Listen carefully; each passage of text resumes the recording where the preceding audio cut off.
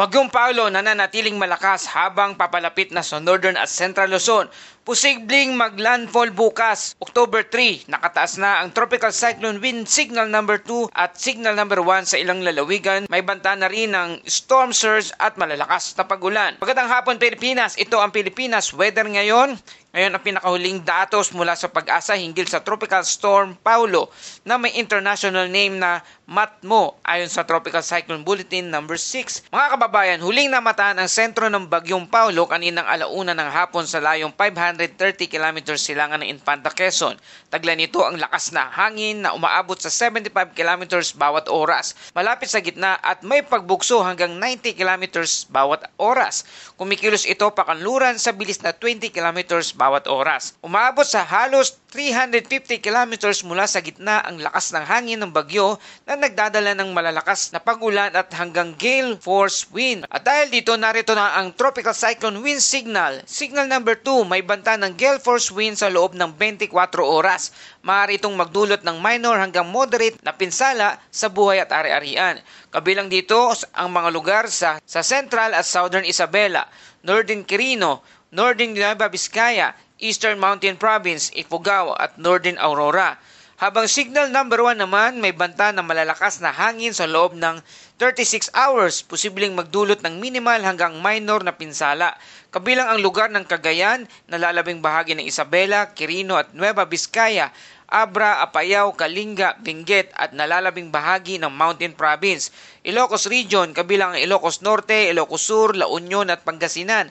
Northern Zambales, Tarlac, Nueva Ecija, Northern Bulacan at Northern Pampanga. Northern Quezon, kabilang ang Pulilo Island, Camarines Norte, Northern Camarines Sur at Catanduanes. Meron din tayong banta ng lakas ng ulan batay sa rainfall outlook ng Pag-asa.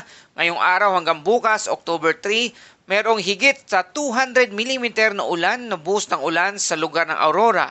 100 to 200 mm naman sa lugar ng Cagayan, Isabela, Quirino, Nueva Vizcaya at Nueva Ecija.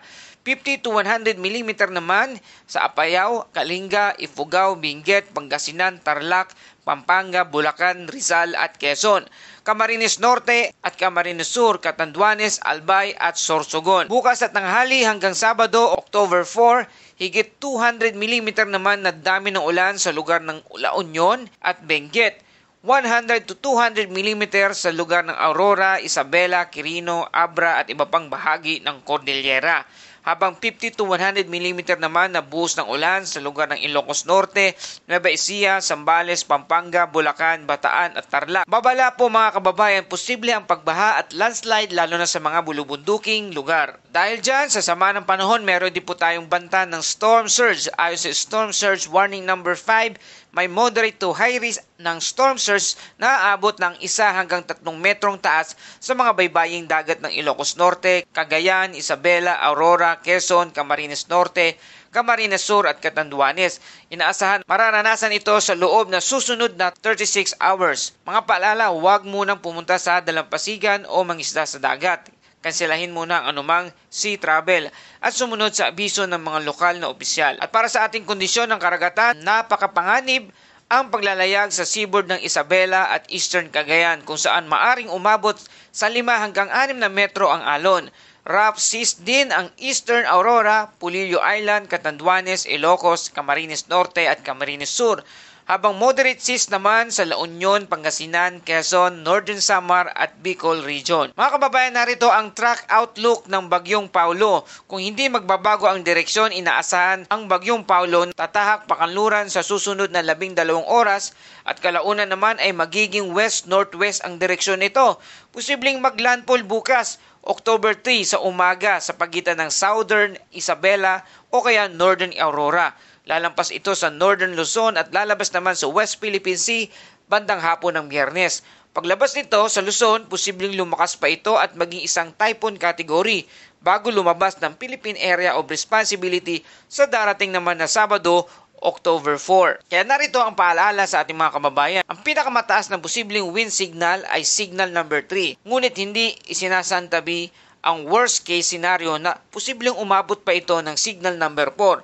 Ang publiko ay pinapayuhan na maghanda, siguraduhing matibay at ligtas ang inyong bahay, maghanda ng emergency kit at lumikas kung kinakailangan. at i-monitor ang mga susunod na abiso ng Pag-asa at ng inyong lokal na DRRMO. Mga kababayan, bagamat hindi pa tumatama ang bagyo sa lupa, ramdam na ang epekto at malalakas na hangin at ulan nito at pagbayo ng alon. Huwag maging kampante. Ang kahandaan ang ating pinakamabisang sandata laban sa kalamidad. Muli, ito ang pinakahuling ulat hinggil sa Tropical Storm Paulo o may international name na Matmo. Salamat sa inyong patuloy na pagtutok at pagtangkilik dito sa Pilipinas Weather Ngayon. Kung bago ka lang sa ating channel, please like, share, and subscribe para lagi kang updated sa panahon. Ito ang Pilipinas Weather Ngayon na lagi nagpapaalala, maging handa, maging ligtas, maging alerto. Ingat tayong lahat!